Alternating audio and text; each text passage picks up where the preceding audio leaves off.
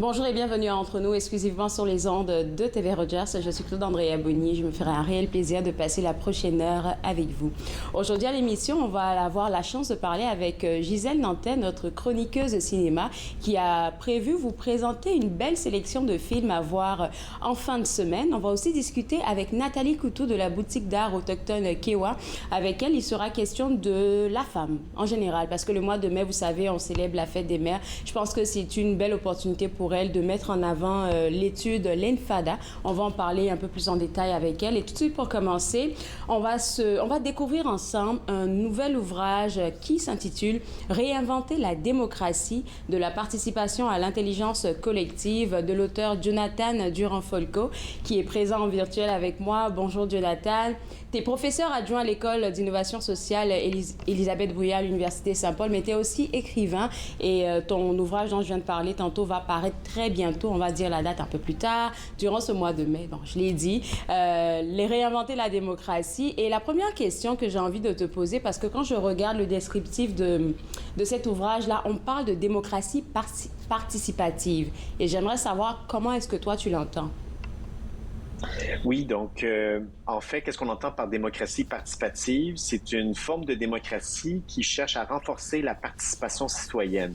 Dans le cadre du système actuel, on est plutôt dans une démocratie représentative, c'est-à-dire que le pouvoir de décider est confié aux représentants élus et le pouvoir du peuple se limite essentiellement à élire des dirigeants une fois tous les 4 ans ou un peu plus ou un peu moins selon les différents pays à travers le monde. Et ce que ça fait, c'est que c'est un système démocratique qui est imparfait, d'après moi, qui a ses avantages, mais aussi beaucoup d'inconvénients, qui est en crise parce que beaucoup de gens, comme vous et moi, se sentent en quelque sorte impuissants, dépossédés, pas suffisamment écoutés par les représentants élus et les capacités de entrer en relation avec les décisions, les enjeux de société sont beaucoup plus difficiles. Donc, ce que je propose, c'est une piste pour explorer, pour essayer de régénérer la démocratie de l'intérieur et faire en sorte que les citoyens aient plus de place, en fait. Déjà, même à la base, quand on parle de ce système que tu es en train de présenter, là, c'est que la population ne fait plus tellement confiance, je ne sais pas si je peux le dire, mais je pense que oui, je l'ai dit, ne fait plus tellement confiance en fait à certains dirigeants. Et là, tu parlais du fait qu'on est plutôt dans la démocratie représentative, ce qui fait qu'on élit des personnes et puis on leur fait confiance pour faire des choses bien. Mais d'un autre volet, j'ai l'impression que cette démocratie représentative, là, n'est pas à tous les paliers, parce que quand on se penche vers je vais parler des représentants municipaux, par exemple, j'ai l'impression qu'ils sont beaucoup plus présents qu'autre chose, surtout à notre ère actuelle. Oui, en fait, une des pistes que j'essaie d'explorer dans le livre, c'est de dire on peut régénérer la démocratie participative notamment en essayant de renforcer les liens entre les représentants élus, les citoyens ordinaires à l'échelle municipale. Donc dans les villes et des villages, peut-être parce que c'est une échelle de gouvernement de proximité, on est capable de faire beaucoup plus de choses, mais la démocratie participative, c'est plus que de recréer le lien de confiance entre élus et les citoyens. C'est aussi, par exemple, d'avoir des budgets participatifs qui permettent, par exemple, aux citoyens de proposer eux-mêmes des projets. Ensuite, il y a comme un tri qui est fait au niveau des projets qui sont acceptables dans les compétences des villes. Puis après ça, c'est les citoyens qui votent directement pour les projets qu'ils ont soumis. Donc, c'est des formes, on pourrait dire, de mini-démocratie directe, d'assemblée citoyenne, des processus de consultation publique, et même parfois qu'on va confier des décisions à des citoyens qui sont tirés au sort dans un groupe. Donc, c'est ce genre de choses, d'expérimentation démocratique qui se font à l'échelle municipale que j'essaie d'aborder dans mon livre. Alors, je pense que pour te tourner vers cette thématique-là, tu as dû observer beaucoup de choses, tu as dû travailler sur beaucoup de choses. Et je veux savoir, là, à quel moment dans ton esprit tu t'es dit, OK, il faut que je me penche vraiment sur la question. Est-ce que c'est en rapport avec la pandémie?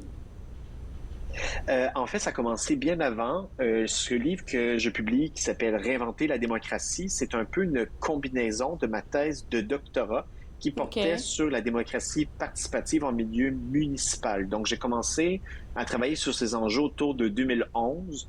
Il y avait le mouvement Occupy à l'époque, Occupy Wall Street, qui était une forme de démocratie en plein air, qui était un peu chaotique, mais je me suis posé des questions.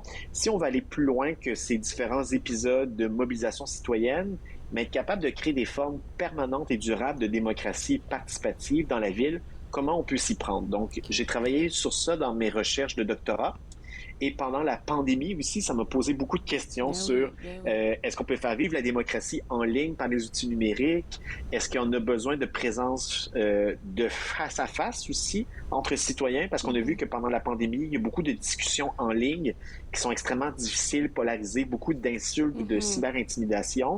Et là, comment on peut faire pour créer des bons liens, des bons liens démocratiques entre citoyens et avec nos représentants élus. C'est tellement intéressant qu'est-ce que tu es en train de dire là, que je pense qu'on va garder ça pour après la pause. Je te garde avec moi et vous d'ailleurs. Vous regardez Entre nous, exclusivement sur les ondes de TV Rogers.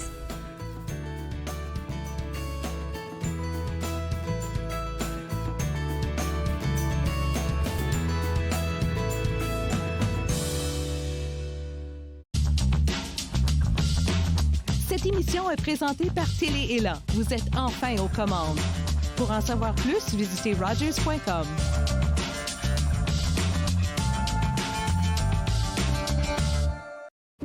Puis, c'était le fun?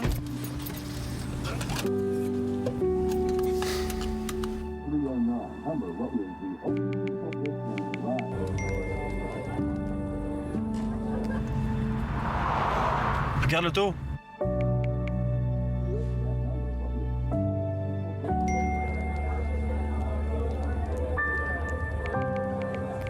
C'est là dont tu me parlais l'autre fois?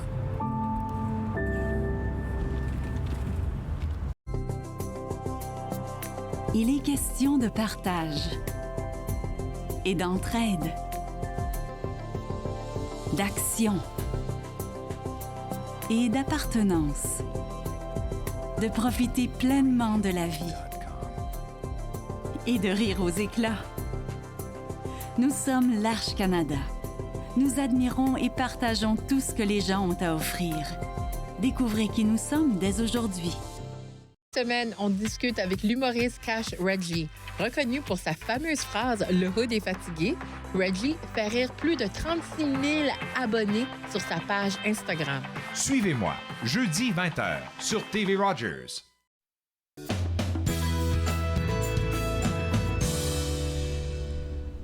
De retour Entre nous, exclusivement sur les ondes de TV Rogers, on s'intéresse toujours à l'ouvrage intitulé « Réinventer la démocratie » de la participation à l'intelligence collective de l'auteur Jonathan Durand-Folco.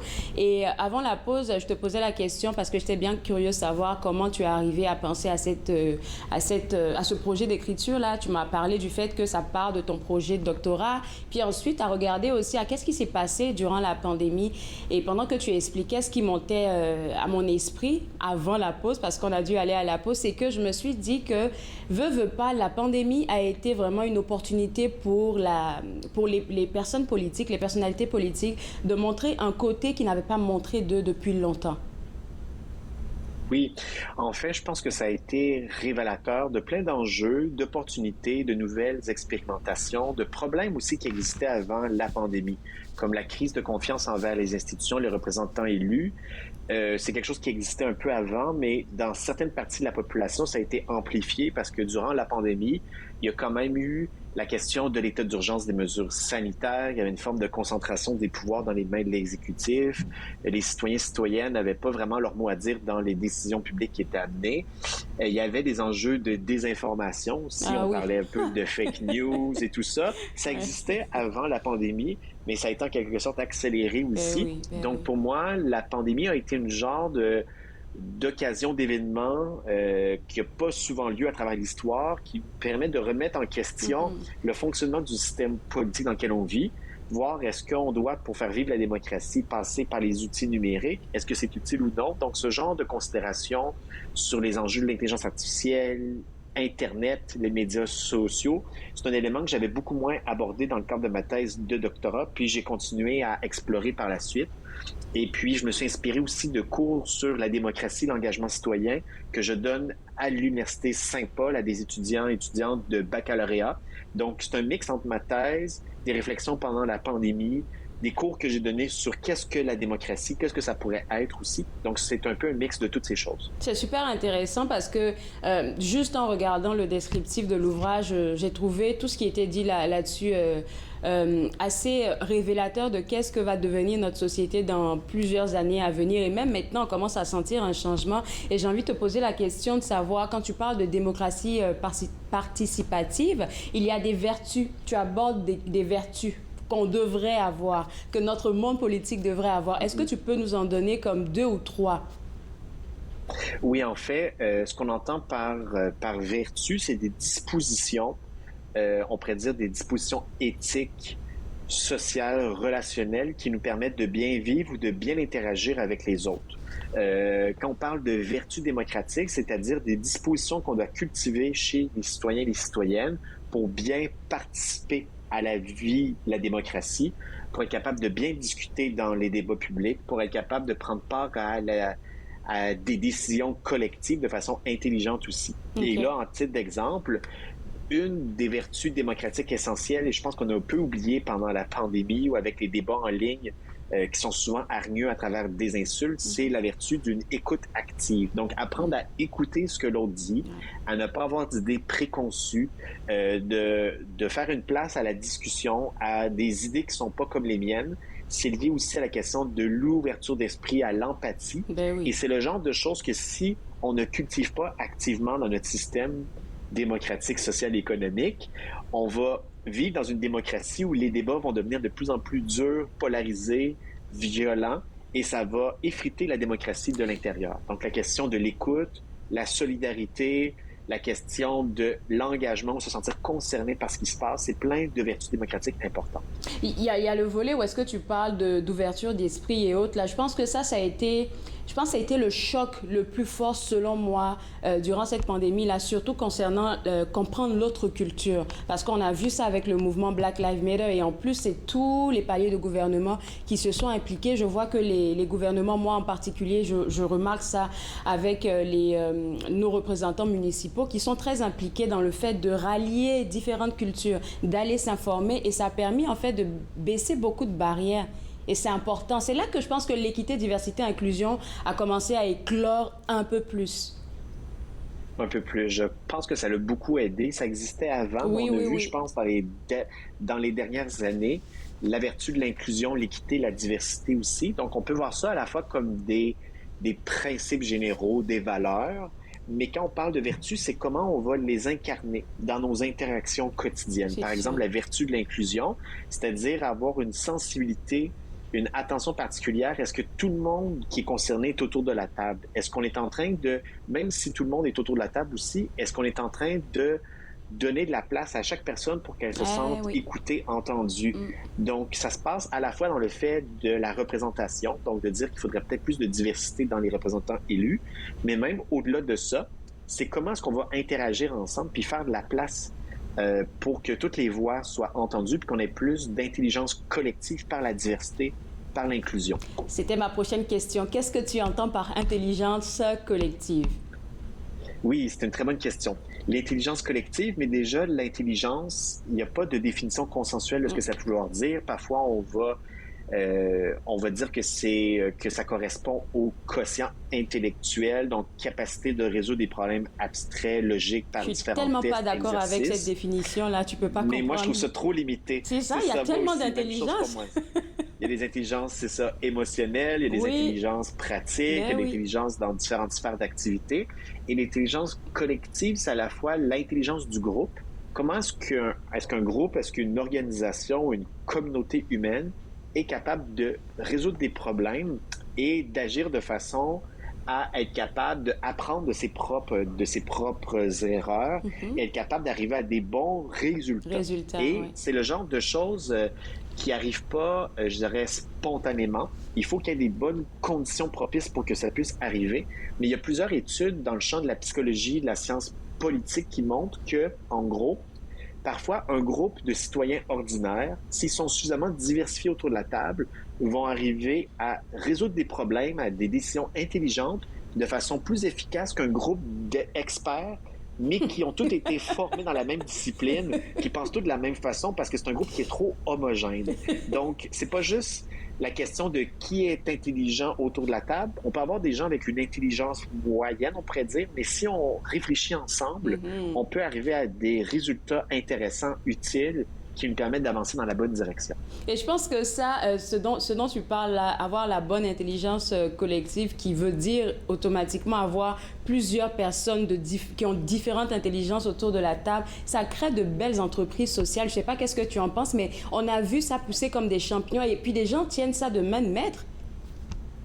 Oui, en fait, en termes d'initiatives citoyennes, d'entreprises à finalité sociale, environnementale, des coopératives, c'est la chose aussi que nous, à l'École d'innovation sociale Élisabeth Bruyère de l'Université Saint-Paul, on enseigne aux gens comment développer des processus d'intelligence collective dans leur groupe, dans leur projet. Et ça commence de plus en plus à naître. On en voit plein qui sont lancés pour essayer de résoudre des problèmes, pour être capable de lutter contre les discriminations, d'améliorer la résilience des communautés urbaines, pour favoriser l'engagement citoyen, pour être capable de produire des choses qui répondent aux besoins des gens. Et toutes ces choses, on ne peut pas les faire comme individus. On a toujours besoin de travailler ensemble, en petite équipe. Et c'est cette intelligence au sein d'une équipe de travail, au sein de la communauté. C'est vraiment les choses qu'on cherche à développer activement. Et puis là, tu as beaucoup parlé d'engagement. Je parle d'engagement personnel aussi, parce qu'il y en a qui vont regarder la politique comme quoi, non, j'y touche pas, parce que la politique, moi je disais ça, c'est trop compliqué, c'est trop d'affaires, mais chacun à sa manière peut apporter sa pierre à l'édifice. Et ma question c'était, est-ce que cet ouvrage-là est seulement pour des étudiants? Est-ce que c'est vraiment seulement pour des personnes, je sais pas, du domaine politique? Mais je me rends compte que c'est accessible à tous. Oui, c'est ça. Dans le style d'écriture, donc c'est une collection 101 aux presses de l'Université d'Ottawa qui voulait que ce soit pas uniquement pour un public universitaire de gens très connaisseurs de ces questions, que ce soit peut-être comme un public de citoyens curieux. Il faut avoir peut-être une base de formation générale, mais pas besoin d'avoir été à l'université pour s'intéresser à ces enjeux, pour essayer de comprendre. Donc, ça peut être autant pour des étudiants de baccalauréat que pour des personnes impliquées dans la vie associative, municipale, politique, citoyenne, que pour des gens qui s'intéressent à la question « qu'est-ce que la démocratie? Qu'est-ce que je peux faire moi par rapport à ça? » Donc, j'ai essayé d'avoir un style vulgarisé, même si je dirais qu'il y a un niveau de complexité.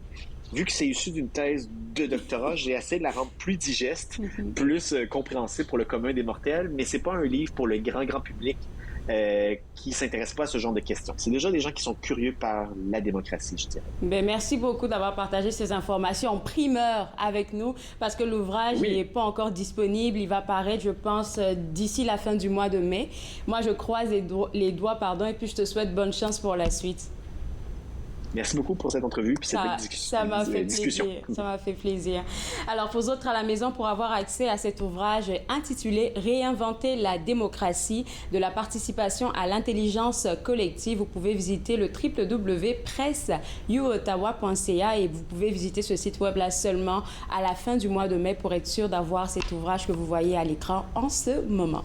On va prendre une pause et juste après la pause, on va parler de féminité et de l'étude qui s'intitule l'Infada. Si vous ne le connaissez pas, ou si vous ne la connaissez pas, on va apprendre beaucoup de choses là-dessus avec Nathalie Couteau de la boutique d'art autochtone Kewa. Vous regardez Entre nous, exclusivement sur les ondes de TV Rogers.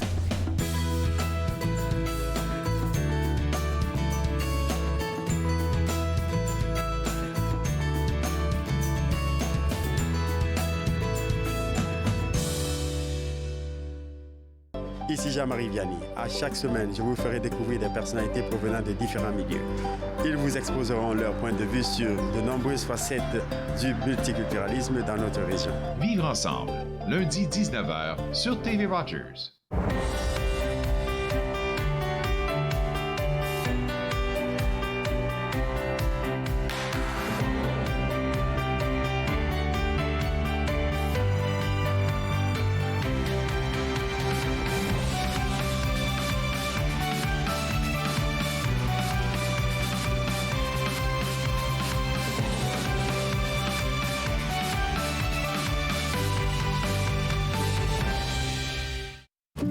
C'était le fun?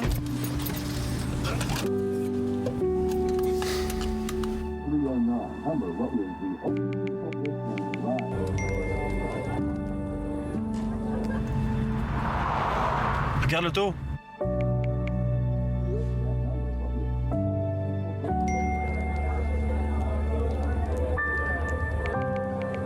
C'est pas celle-là dont tu me parlais l'autre fois?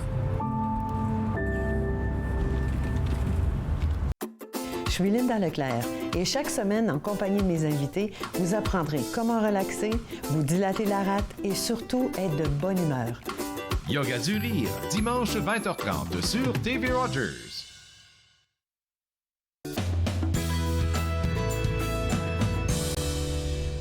De retour entre nous, exclusivement sur les ondes de TV Rogers, on parle avec Nathalie Coutu de la boutique d'art autochtone KY. Vous savez qu'avec Nathalie, on a toujours des discussions constructives et aujourd'hui, on veut parler de l'Infada. Alors déjà, pour commencer, Nathalie, pourquoi c'est une thématique, un sujet que tu as choisi? Ben parce que la journée pour souligner l'Infada va se dérouler le 5 mai, puis aujourd'hui on est le 3, donc je me dis, il y a beaucoup de vos auditeurs qui vont se demander pourquoi est-ce qu'on, peut-être qu'ils se le demandent déjà, pourquoi est-ce que depuis quelques années, au printemps comme ça, pas loin de la fête des mamans, pourquoi on met des robes rouges à l'extérieur de nos maisons? Fait que je suis certaine que des gens se demandent la raison, puis en fait, il y a une raison qui est quand même assez troublante et touchante et qui nous concerne tous. Puis je pense que en étant avec vous à TV Rogers, puis en ayant l'opportunité d'avoir la parole, j'ai aussi une responsabilité envers mes sœurs, si on veut qu'elles soient qui que soit-elles. Puis en fait, l'Infada, c'est un acronyme qui représente l'enquête nationale sur les filles et les femmes disparues ou assassinées au Canada. Et donc, cette enquête-là a eu lieu, en fait, sur une période de 2 ans, alors que c'est 40 ans de dénonciation qui étaient connus de notre société avant qu'on puisse mettre en place un processus qui existait déjà pour dénoncer les actions qui ont été émises contre les femmes et les filles autochtones au Canada. Fait qu'enfin, maintenant, on est capable de faire la lumière là-dessus. Puis en janvier, on a eu une nouvelle là, qui a emmené encore plus de lumière sur la création d'un ombudsman. Donc, l'ancienne directrice générale de l'Infada, Jennifer Moore-Rattray, a été nommée comme ombudsman. Fait qu'on a comme un espoir que les choses vont avancer davantage avec plus de sensibilisation auprès de la population. Puis on le voit, hein? Claude Andrea, comment les gens, quand ils connaissent les enjeux, ils deviennent acteurs de changement. Fait que si on connaît pourquoi on fait les choses, puis pourquoi est-ce qu'on veut dénoncer certaines actions, il y a des moyens de le faire. Puis de plus en plus, la société se mobilise ensemble pour arriver à justement éduquer non seulement la masse canadienne, mais les nouveaux immigrants, les gens qui sont ici puis qui n'ont jamais entendu parler de l'Infada. Fait que l'Infada, c'est vraiment l'acronyme qui représente ça. Et puis, le 5 mai, c'est ça, il y avait eu une sensibilisation là, à Vancouver, une dame qui s'appelle Jamie Black, métisse. Elle avait fait une exposition, puis elle avait présenté plusieurs robes qui étaient accrochées, mais comme tout simplement sans personne, sans rien dedans, sans tu sais, qui avait été laissées à regarder pour la personne qui participait à l'exposition. Puis en fait, c'était l'occasion de dénoncer toutes ces femmes-là qui sont plus dans leur belle petite robe rouge. Parce qu'elles ont été, soit elles sont disparues ou elles ont été assassinées. Fait que c'est un gros sujet. Nous, au village, à Wakefield, on a un membre de la communauté, là, Elisabeth Loeb, qui, elle, est de la communauté de Kirikanzibi, mais elle habite au village. Elle a commencé le mouvement au village, puis elle a emmené, justement, elle a invité la population à mettre ces robes-là en face de nos commerces, en face de nos maisons. Fait que le 5 mai, on va les avoir comme ça. Puis nous, ben, pour Kewa, ben, ça fait comme avant que le mouvement de la robe rouge existe, on était conscient de toute cette réalité-là parce qu'on vient du milieu. Fait qu'on a toujours ouvert notre porte au dialogue. On a fait partie de plusieurs levées de fonds. Puis moi, je m'engage personnellement à redonner au niveau de la communauté, soit des œuvres d'art, de mon temps, de faire du bénévolat, de joindre les associations, de regrouper, de conscientiser. Puis je trouve ça intéressant le sujet d'avant avec la démocratie. Je me dis, on peut définir démocratie là, quand la pensée collective établit des valeurs sur des valeurs communes. Fait que je pense qu'on est mature en tant que société pour vraiment faire face à certaines réalités et puis... Oui, puis tu vois, là, comme il y a toutes sortes de petites choses qui vont naître par rapport aux artistes pour s'impliquer. Puis là, j'ai emmené celle-ci avec moi. C'est une petite robe rouge qui a été dessinée, en fait, par une artiste Wendat. Elle a fait la robe, puis elle l'a confectionnée avec de la peau de loup marin. Puis ensuite de ça, en arrière, c'est du cuir, mais c'est tout le temps du cuir réutilisé, comme pour se réapproprier ce qui a été oublié. Puis elle a fait une petite broche pour conscientiser la population. Puis bien sûr, nous, on l'encourage, on en a à la boutique. Puis on en porte, on conscientise à tous les jours la population sur ces enjeux-là. Et c'est des choses qui se font encore quelque part, c'est sûr. Et donc, quand tu parles de conscientiser, quel est le message que tu envoies aux gens? Qu'est-ce que tu veux qu'on se rappelle et comment nous, à notre place, individuellement, on peut faire quelque chose? Mais en tant que... je te dirais que tout être humain peut faire quelque chose.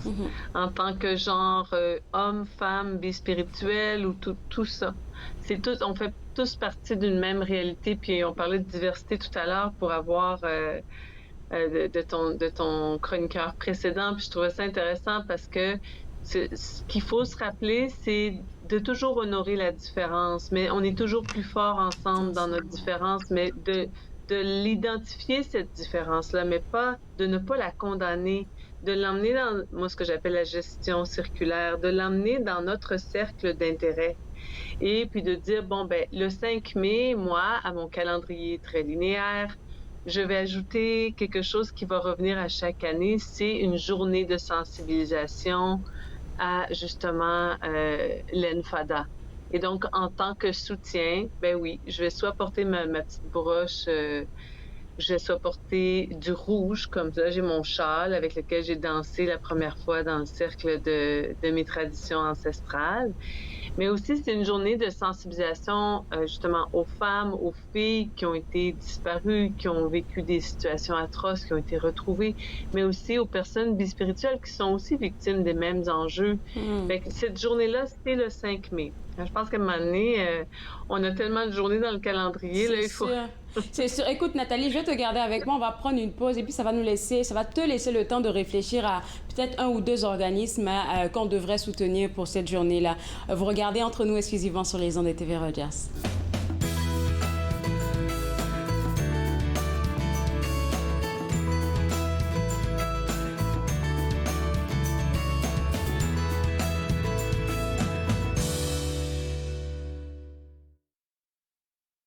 Pour vous qui pensez ne pas pouvoir bouger, regardez l'émission Restez actifs pour la santé avec moi, Joanne Sheridan, tous les jours sur les ondes de TV Rogers. Restez actifs pour la santé, en semaine 9 et 16 heures sur TV Rogers. My name is Chase Nicholas. Je m'appelle Chase Nicholas. Je suis Micmac et je joue au hockey. Je me souviens, plus jeune, que ma famille parlait des Micmacs comme les inventeurs du hockey. En première année du secondaire, j'ai fait une recherche sur les bâtons de hockey des Micmacs, qui sont également les premiers bâtons de la LNH. J'en ai trouvé un fabriqué en 1917, l'année de la création de la LNH. J'ai été surpris d'apprendre que le bâton que je tenais avait été fabriqué par mon arrière-arrière-grand-père, Alexander Cope. En 1934, un aîné connu sous le nom de Old Joe Cope a écrit une lettre au Chronicle Herald de Halifax dans laquelle il affirmait que les Micmacs avaient inventé le hockey. Plus tard, j'ai découvert que je suis un descendant en ligne directe de Old Joe Cope. Il fut un temps où les enfants de ce peuple étaient arrachés à leur famille et n'avaient pas le droit de parler leur langue, perdant ainsi leurs mots et leur histoire. Mais à présent, on se réapproprie notre histoire. Lorsque je saute sur l'Atlas, je suis fier de savoir que mes ancêtres et les Micmacs sont à l'origine du hockey. Très heureuse, Nathan Parle est de retour en studio, en présentiel pour la 22e saison. Je reçois toutes sortes d'invités. Soyez là, au rendez-vous à chaque semaine. Nathan Parle, mercredi 19h sur TV Rogers. De retour entre nous exclusivement sur les ondes de TV Rogers, on continue d'avoir notre belle discussion au sujet de l'Intifada qu'on va dire qu'on commémore ce 5 mai. Et Nathalie Coutu, tu nous disais comment chacun personnellement pouvait faire quelque chose. Ça peut être soutenir un organisme qui est dans ce sens-là. Et parlant d'organismes à soutenir, est-ce que tu aurais une idée de boutique à soutenir? Je ne sais pas, je dis ça comme ça, peut-être 2 ou 3 qui seraient des suggestions pour nous. Oui, ben je connais la boutique Kewa au village de Wakefield qui fait une campagne de sensibilisation avec nos petites robes rouges, puis je redonne énormément justement là, à la communauté. Aujourd'hui, je vous parle de Halifax. Je suis au sein des Forces armées canadiennes pour justement offrir du mentorat sur la réalité autochtone, métisse et inuit. Fait qu'on est très engagés pour le mouvement. En tant que femme, mais aussi on s'allie avec les hommes qui nous écoutent ou les personnes bispirituelles, tout le monde, les êtres humains.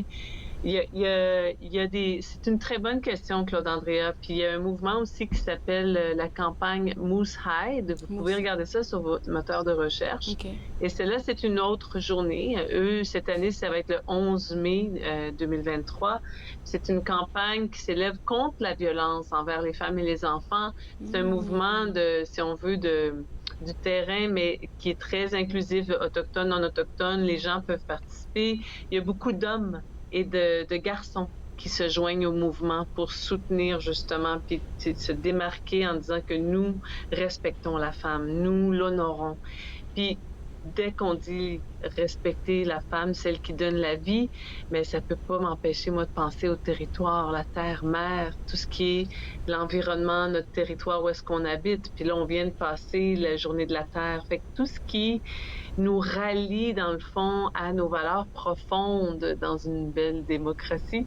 J'ai trouvé ça vraiment intéressant de faire des liens avec les deux sujets. Tu sais. Puis je me dis, je nous invite en tant que population de s'éduquer davantage, de venir nous voir à la boutique, de nous poser des questions, de nous envoyer des courriels. On est des acteurs de changement, on a des ressources, on les diffuse de façon très généreuse depuis 22 ans, depuis 1999 qu'on travaille pour le dialogue au niveau de l'inclusion. On en a fait des festivals, on avait des kiosques avec des femmes qui parlaient justement des enfants qui avaient disparu de leur communauté. Puis avant, les gens passaient à côté comme ça. Maintenant, ils disent « Oh, qu'est-ce qu'on peut faire? » Fait que ça l'a changé. Oui, c'est sûr. C'est ça dont il faut se rappeler.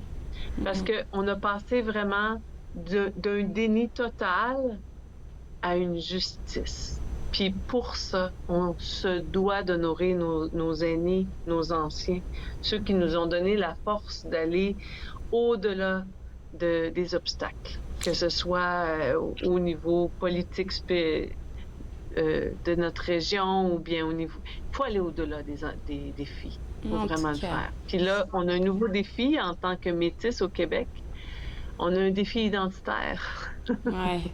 Ça pourrait être le thème pour une autre chronique, parce que c'est toute une question, ça. Oui, je préfère même qu'on garde ça pour une autre chronique. Et on va avoir, je pense, 2 minutes qui nous restent. Est-ce que pour la fête des mères, il y a des petits cadeaux qu'on pourrait se procurer chez Kewa?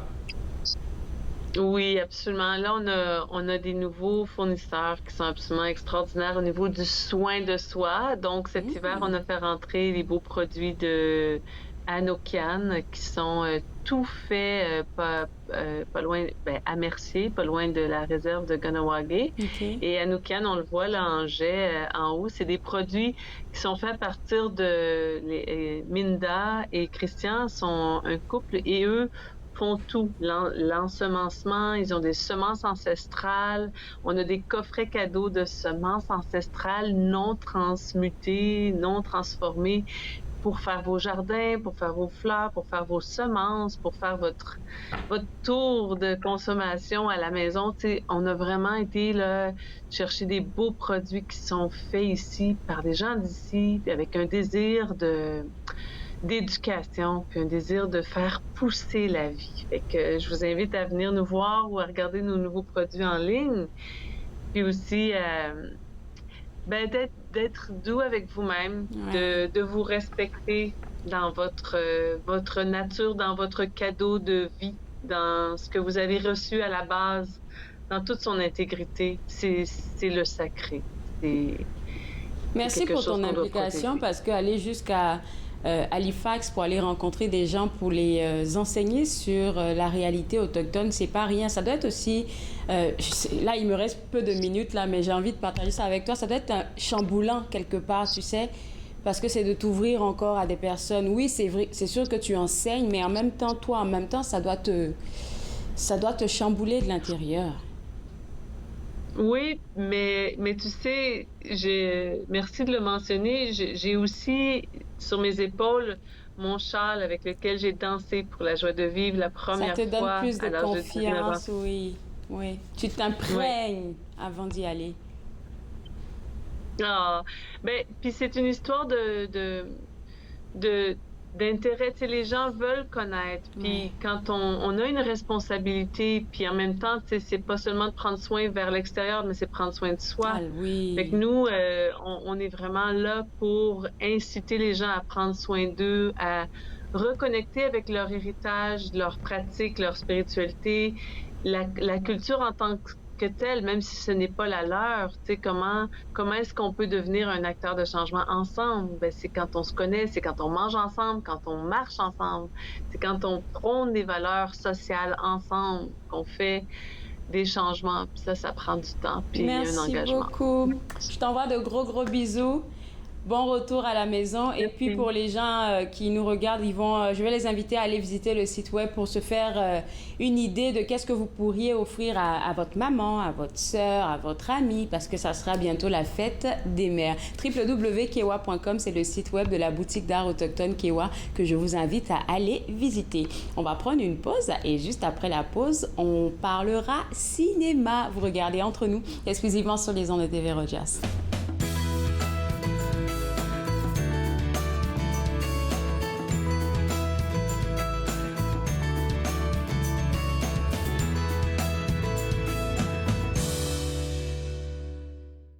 Ici Jean-Marie Vianney. À chaque semaine, je vous ferai découvrir des personnalités provenant de différents milieux.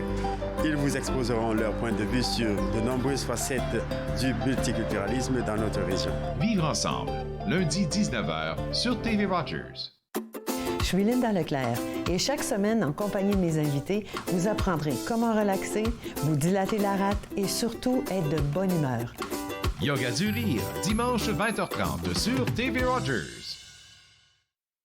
L'industrie canadienne du cinéma et de la télévision a besoin d'une main-d'œuvre plus diversifiée, qui offre plus de possibilités aux personnes noires, autochtones et de couleur. Embaucherdiversité.com est là pour ça. Que vous soyez débutant ou expérimenté dans le métier ou à la recherche de talent, Embaucherdiversité.com vous connecte avec les bonnes personnes, du scénario au développement et de la production à la commercialisation en passant par la distribution. Embaucherdiversité.com, ensemble pour une industrie plus forte.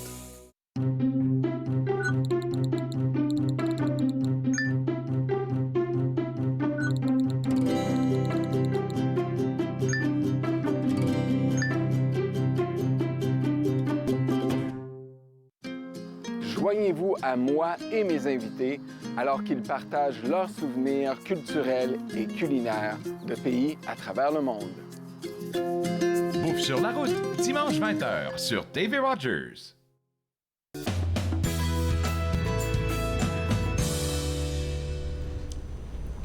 De retour à Entre nous, exclusivement sur les ondes de TV Rogers, on parle cinéma avec Gisèle Nantais. Gisèle, tu as prévu de très bons films à nous présenter aujourd'hui. Ben toujours, j'essaie. Aujourd'hui, là, On n'arrête pas de rire de ça, mais je pense que on va se calmer, se concentrer. On va commencer avec les 3 mousquetaires.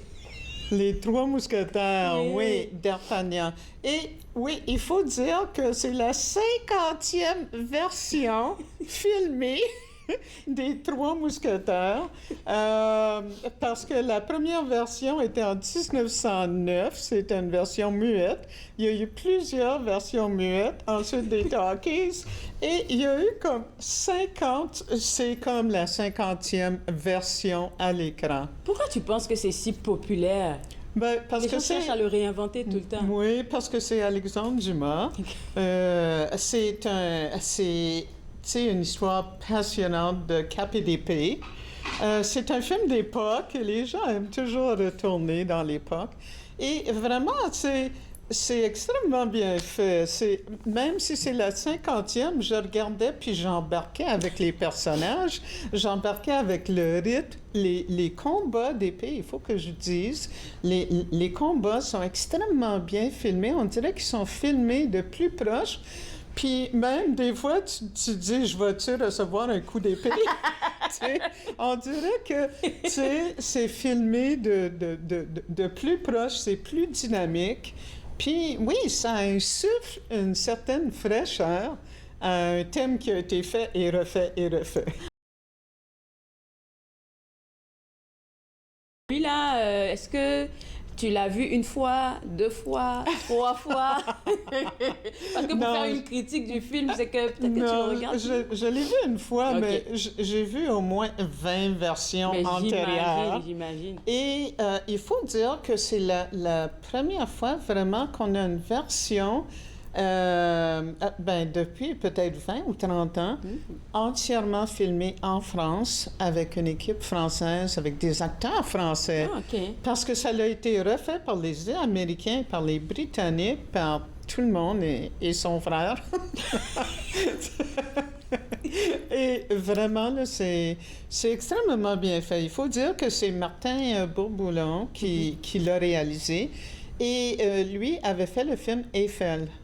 Sur la biographie de Gustave Eiffel, là, dont on avait parlé, je pense, l'année passée. Et puis pour la Tour Eiffel et tout ça. Et c'est avec Martin Duris, Romain Duris, et il joue là-dedans. Alors, le jeune d'Artagnan est interprété par François Civil, et il est beau, il est fringant, et il est un petit peu à la mode. Il faut dire que, oui, la réalisation du film a changé un petit peu dans le sens que c'est pas les mêmes chapeaux. Par contre, c'est Paris, c'est au Louvre, parce qu'à ce moment-là, le château de Versailles n'était pas vraiment construit. Donc, ça se passe dans le cœur de Paris, au Louvre, tous les costumes. Il y a même, à un moment donné, il y a un gros bal masqué. Et vraiment, ils n'ont pas lésiné sur la dépense. Là. Les costumes J'imagine sont les costumes, et surtout qu'on est en France, là, écoute... Oh, je pense qu'on a... On a un extrait qu'on est en train de voir. On a un extrait. Alors, ça, c'est d'Artagnan. Et comme vous voyez, il saute rapidement sur un cheval. Et il faut dire aussi que qu'il va y avoir une suite à ça. À ça? Oui, oui, parce que ça, c'est la première partie. Et la deuxième partie s'appelle Milady. Et ça va sortir en décembre cette année. Ça va sortir pour Noël. Au Canada. Alors, et c'est les mêmes personnages. Alors, on a Vincent Cassel, le bad boy du cinéma français, là. Vincent Cassel qui... regarde les costumes et tout ça. Ah oui, c'est vraiment superbe. Et alors, Vincent Cassel joue Athos, qui, à un moment donné, est impliqué dans un meurtre, est accusé d'un meurtre il risque sa vie. Et puis, il faut dire que Louis Garrel fait le roi Louis XIII, qui s'affirme vraiment bien. C'est pas un vieux Louis XIII, là, il joue bien son rôle et il veut même tester sa femme qui est Anne d'Autriche. Alors, et il essaie parce qu'il pense qu'elle lui a été infidèle, Et vraiment, elle avait donné un de ses colliers au duc de Buckingham. Alors, les 3 mousquetaires doivent, il y a un complot par le cardinal Richelieu et son espionne, Milady, qui est jouée par Eva Green. La superbe Eva Green, là, qui était une James Bond girl. Ce film-là, il est à l'affiche où en ce moment? Alors, il joue au Cinéma Neuf, il joue au Star City, il joue partout, vraiment. Et je suis sûre qu'il va jouer comme au Bytown, au Mayfair. OK, parfait. Et c'est plein d'action. C'est ça que tu as dit, hein? Et d'amour. Attrapez vos sièges parce que... on va vous piquer là comme au travers de l'écran. Deuxième film, c'est Farador de Edward Alberne. Alors, ça c'est vraiment drôle comme film. Bon, c'est pas mon genre de film préféré. Par contre, il faut dire que c'est bien fait. C'est une coproduction Québec-Belgique. OK. Et vraiment, c'est Farador, on voit l'extrait là. Alors, c'est un château médiéval. Et vraiment, ces gens en costume-là, c'est des Québécois normaux. Oui, c'est ça. Ou Donjons et Dragons, pour ceux qui ont aimé ça, Astérix. Oui. Alors, c'est vraiment l'histoire de 4 nerds qui ont grandi ensemble, sont allés à l'école ensemble, qui ont commencé à jouer à Donjons et Dragons là, quand ils étaient ados. Et là, 18 ans plus tard, ils sont même pas rendus au château de Farador encore. Dans leur jeu, chacun a un personnage. Il y en a un qui est sorcier, il y en a un qui est, je ne sais pas, un chevalier. Et donc, ce qui arrive, c'est que...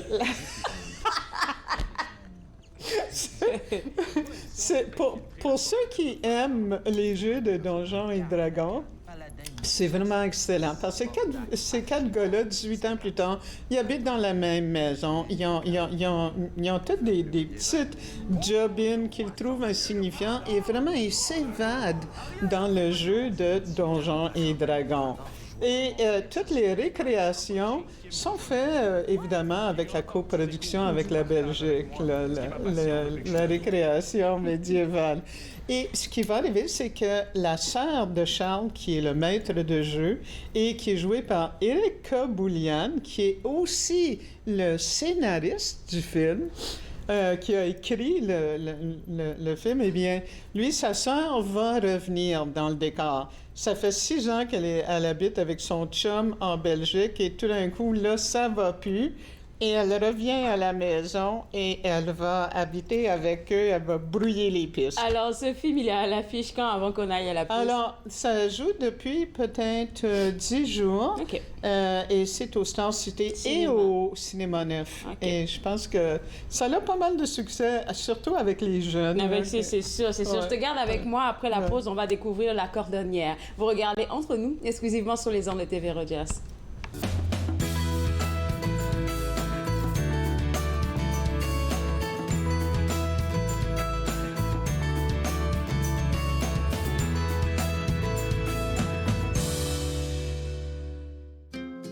Joignez-vous à moi et mes invités alors qu'ils partagent leurs souvenirs culturels et culinaires de pays à travers le monde. Bouffe sur la route, dimanche 20h sur TV Rogers. Bonjour, je m'appelle Michel Prévost, je suis un historien et archiviste, président de la Société d'histoire de l'Outaouais et j'ai le plaisir, avec les émissions Promenade dans le temps, de vous faire découvrir le riche patrimoine d'Ottawa, de Gatineau, de l'Est ontarien et de l'Outaouais. Ces émissions ont pour but de vous faire connaître notre patrimoine et le valoriser. Promenade dans le temps, mardi 19h30 sur TV Rogers. L'industrie canadienne du cinéma et de la télévision a besoin d'une main-d'œuvre plus diversifiée, qui offre plus de possibilités aux personnes noires, autochtones et de couleur. Embaucherdiversité.com est là pour ça. Que vous soyez débutant ou expérimenté dans le métier ou à la recherche de talent, Embaucherdiversité.com vous connecte avec les bonnes personnes, du scénario au développement et de la production à la commercialisation en passant par la distribution. Embaucherdiversité.com, ensemble pour une industrie plus forte. Très heureuse, Nathan Parle est de retour en studio, en présentiel pour la 22e saison. Je reçois toutes sortes d'invités. Soyez là, au rendez-vous à chaque semaine. Nathan Parle, mercredi 19h sur TV Rogers.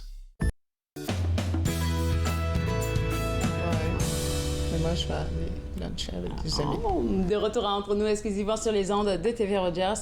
On vous propose des films à regarder cette fin de semaine et cette fois-ci, on parle du film La Cordonnière. Alors, La Cordonnière, c'est un film québécois et c'est vraiment un genre de biographie. C'est des romans de Pauline Gill. Et puis, c'est 4 romans qui sont condensés dans un film d'époque qui s'appelle La Cordonnière, qui est vraiment l'histoire de la première femme cordonnière au Québec qui a vraiment fait des bottines, des souliers à la mode et même qui est devenue une entreprise qui s'appelait l'entreprise Dufresne. Et ces souliers-là ont été vendus aux États-Unis, en Europe, partout. Par contre, elle-même, Victoire Dussault, qui était mariée à Dufresne, qui est devenue Dufresne, elle n'a jamais eu le crédit qu'elle aurait dû parce que ça se passe au 19e siècle, fin du 19e siècle. Et les femmes n'avaient pas de droit et légalement, elle n'avait pas le droit de gérer une entreprise et de signer des documents. Alors, c'est son mari qui a pris tout le crédit. Wow! Et donc, la vieille Victoire Dussault a le cancer et elle va voyager avec son fils aîné pour retourner. L'histoire se passe dans la région de Yamachiche, au Québec. Et puis, elle va retourner avec son fils et c'est vraiment l'histoire d'un secret aussi. Alors, c'est l'histoire d'un gros secret qu'elle va révéler à son fils avant de mourir. Et la jeune Victoire, qui est lumineuse et passionnée, et on la voit à l'écran, là. Alors, ça, c'est la jeune Victoire. Et elle est jouée par Rose-Marie Perreault, qui avait joué dans Crépuscule pour un tueur. C'est elle qui faisait la femme de Donald Lavoie, là, dans... Tu te souviens de Crépuscule pour un tueur? Je pense qu'on en a parlé, oui. Oui, on en a déjà parlé. Mais elle est vraiment très bonne. Alors, c'est un film assez féministe aussi. C'est réalisé par François Bouvier. C'est bon pour le mois de mai. Oui. Et François Bouvier avait fait La Bolduc avant. Ah, OK. Bon à voir. Cinéma Bytown, je vois ici, et puis aussi au Cinéma Neuf, ils sont à l'affiche. Oui, alors ça va jouer vers le 13, 14, 15 au Bytown, 16. Parfait. Le dernier film, pardon, le 4e, c'est El Toro. Oui, et c'est une télésérie franco-manitobaine.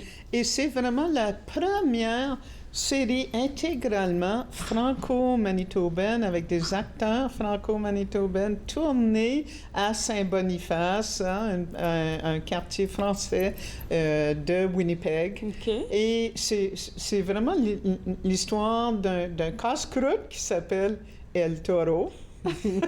Et qui existait vraiment. Ce casse-croûte-là existait vraiment. C'est tiré d'une histoire vraie. Oui, alors il y a beaucoup de vrai. Bon, ça a été, on a pris la famille Charbonneau, mais c'est une famille typique avec plein d'enfants, 4 enfants.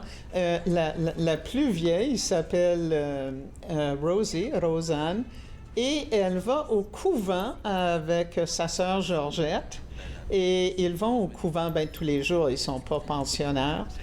Alors, il y a énormément de thèmes. Puis ça se passe dans les années 60. Ah, mais c'est Amélie. Oui, c'est Amélie Trottier. Oui, c'est Amélie Trottier. Elle est vraiment très bonne. Tu sais, les 2 sœurs sont excellentes.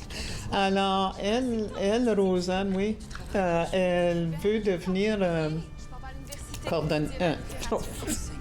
elle veut devenir écrivaine. ou journaliste. Donc, elle veut aller à l'université. Elle ne veut pas travailler toute sa vie dans le casse-croûte. Mais c'est vraiment, ça nous ramène dans les années 60. Il y a plein de thèmes qui sont abordés, dont le féminisme. On doit parler du racisme aussi, tu sais, contre les métis, les autochtones et tout ça. Tu sais, il y avait beaucoup de racisme. C'est une télésérie qui est à l'affiche en ce moment pour ceux qui ont ici Tout TV Extra. Donc, vous pouvez le regarder maintenant. C'est 6 épisodes et puis sans annonce. Parfait. Et ensuite, ça va être montré en juillet et en août à la Radio-Canada régulière avec des annonces. Merci beaucoup, Gisèle, pour toutes tes suggestions. 4 beaux films à voir cette fin de semaine. Je te garde avec moi, on va faire la conclusion ensemble. Oui. Et vous aussi, d'ailleurs, vous regardez Entre nous, exclusivement sur les ondes de TV Rogers.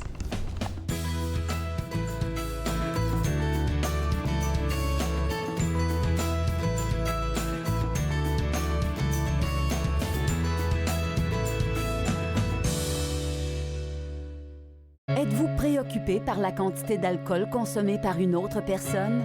Vous sentez-vous habituellement fâché, confus, déprimé ou mal aimé? Pensez-vous que si la personne qui boit vous aimait, elle cesserait de boire? Si vous avez répondu oui à une de ces questions, vous n'êtes pas seul. Toutes les personnes qui se sentent emprisonnées par l'alcool ne sont pas des alcooliques. Les familles et les amis souffrent aussi. Alanon ou Alatine peut vous aider. 1-888-4-ALANON ou visitez alanon.org. Ici Linda Leclerc. Je vous invite à ma prochaine émission Yoga du rire, où je serai en studio avec Nicole Lalonde et où il sera question de l'impact du rire sur notre respiration. Yoga du rire, dimanche 20h30 sur TV Rogers. Je l'ai fait. J'en ai besoin. Et alors, me la donner. Je suis vivante. En tant que donneur d'organes, vous pouvez sauver jusqu'à 8 vies et en améliorer autant que 75 autres. S'il vous plaît, visitez notre site web et engagez-vous au cadeau de la vie. Vous serez heureux de l'avoir fait. Merci.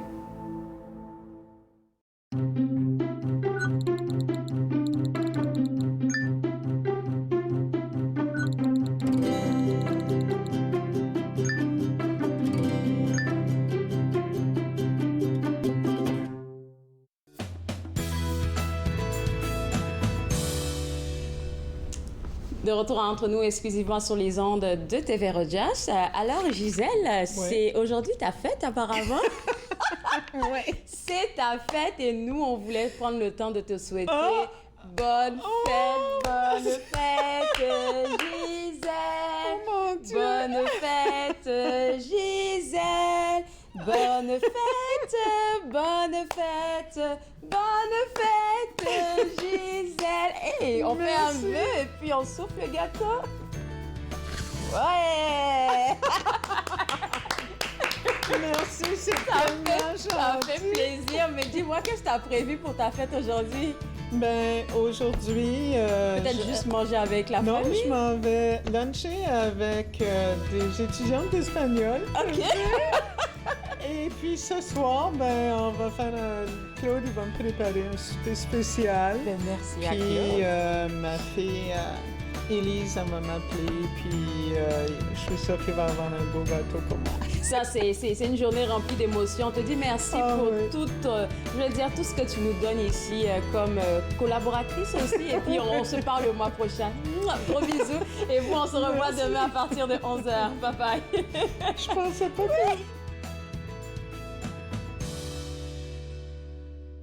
Faites-nous part de vos commentaires en composant le 613-521-2323 par courriel sur Facebook et Twitter.